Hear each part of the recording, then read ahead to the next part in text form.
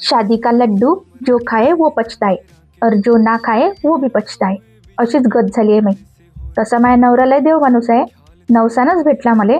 पण तरी वाटते लग्न केल्यापेक्षा पहिली लाईफ बरी होती काय. आयुष्यात कमबॅक घेता आला असता तर. नमस्कार, मी योगिनी. माई असते रात्री 12:30 ऑफिसची शिफ्ट. त्यात ही बारकं रात्रभर आ चूचा करते आणि दिवसभर कुंभकर्णासारखं झोपते. माझ्या नवरा म्हणते आपलं घर पहिलं असं आहे म्हणते जिथं नवरा बायकोले सकाळी उठवते. उठ, स्कूल आहे, ऑफिस आहे. ना म्हटलं तुम्हाला कामच काय आहे.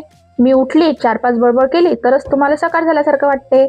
लग्नाच्या आधी जेव्हा पावसाळा आला की मी कॉलेज असो की शाळा असो जातच नव्हती. घराच्या बाहेर निघत नव्हती. दिवसभर झोपत होती. झडी असली तर अजिबातच नाही. खाल्लं की झोपलं. मग आई म्हणत होती तुमच्या वयात आम्ही जास्त काम करतो. पावसात पाणी भरत होतो तरी बिनलाजासारखं मी झोपूनच राहत होती. कधी तर आंघोळ पण करत नव्हतो. आणि आता पाऊस असो की थंडी, सकाळी उठ आणि लाग स्वयंपाक आले, उठ आणि लाग स्वयंपाक आले. झोप आले तर दूर, विचार पण नाही करू शकत आता. काय लाईफ झाली काय माहिती राव. लग्नाच्या आधी चांगलीच होती मी. फालतू केलं मी लग्न. आता झोपायला तरी भेटलं असतं.